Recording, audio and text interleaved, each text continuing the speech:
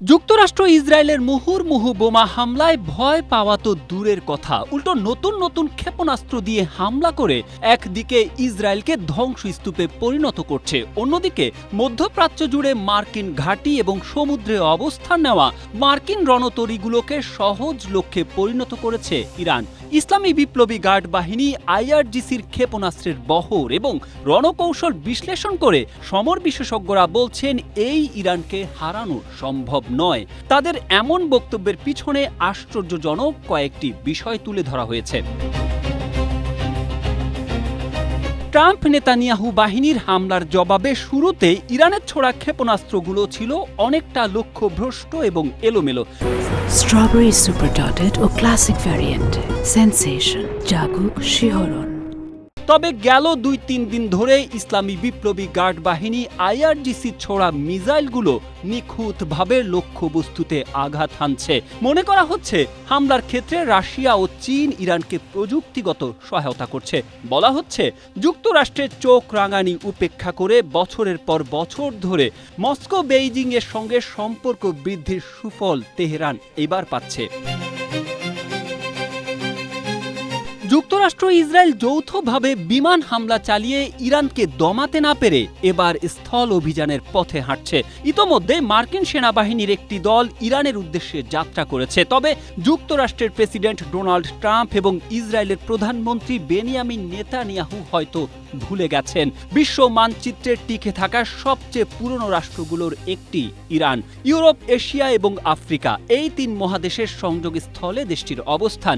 গেল ৫০০ বছর ধরে একই সীমান্ত নিয়ে টিকে আছে দেশটি। পৃথিবীর এমন কোনো পরাশক্তি নেই যারা ইরানকে দখল করতে চায়নি, কিন্তু বরাবরই ব্যর্থ হয়েছে। কারণ ইরানের রয়েছে এক অনন্য প্রাকৃতিক প্রতিরক্ষা। পশ্চিম ও দক্ষিণ সীমান্ত জুড়ে জাগ্রস পর্বতমালা, যা দেশটিকে দুর্গের মতো সুরক্ষা দেয়।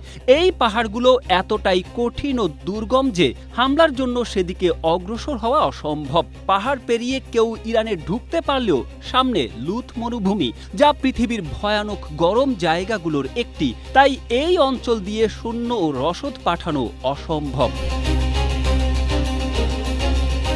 ইরানের আরেকটি বড় শক্তি তার প্রক্সি নেটওয়ার্ক, যেটাকে বলা হয় এক্সিস অফ রেজিস্ট্যান্স। মধ্যপ্রাচ্যের বিভিন্ন দেশে ইরান তার সমর্থিত গোষ্ঠীকে সমর্থন দিয়ে থাকে। এই নেটওয়ার্কের কারণেও ইরানকে বাগে আনা সহজ হবে না। ইরানের সবথেকে বড় শক্তি সামরিক অস্ত্র নয়, বরং ভৌগোলিকভাবে পাওয়া একটি সমুদ্রপথ, যার নাম হরমুজ প্রণালী। ইরানের দক্ষিণ সীমান্ত ঘেঁষে এই প্রণালী বিশ্বের অন্যতম কৌশলগত জলপথ। এই পথ বন্ধ করে দেওয়ায় চরম বেকায়দায় পড়েছে মার্কিন প্রেসিডেন্ট ডোনাল্ড ট্রাম্প। হরমুজ প্রণালী খুলতে ট্রাম্প তার মিত্র যুক্তরাজ্য, দক্ষিণ কোরিয়া, ফ্রান্স সহ বেশ কয়েকটি দেশকে আহ্বান করলেও সবাই মুখ ফিরিয়ে নিয়েছে। যুদ্ধ শুরুর পর এটাকেই ট্রাম্পের প্রথম পরাজয় বলে মনে করা হচ্ছে। মাত্র ৩৩ কিলোমিটার চওড়া এই জলপথ দিয়েই বিশ্বের প্রায় ২০% তেল পরিবহন হয়। গুরুত্ব বিবেচনায় বিশ্লেষকরা এটিকে পৃথিবীর রক্তনালী বলে অভিহিত করেন। পারস্য থেকে আজকের ইরান হাজার বছরের ইতিহাসের নানা ঘাত প্রতিঘাতের মধ্য দিয়ে গেলেও দেশটি কারো নিয়ন্ত্রণ মেনে নেয়নি কখনো। যুক্তরাষ্ট্র ইসরায়েলের হামলা প্রতিহত করে ইরান ইতিহাসের সেই ধারাবাহিকতা বজায় রাখতে পারে কিনা তা সময়ই বলে দেবে। Tarek Ahmed, Asia post.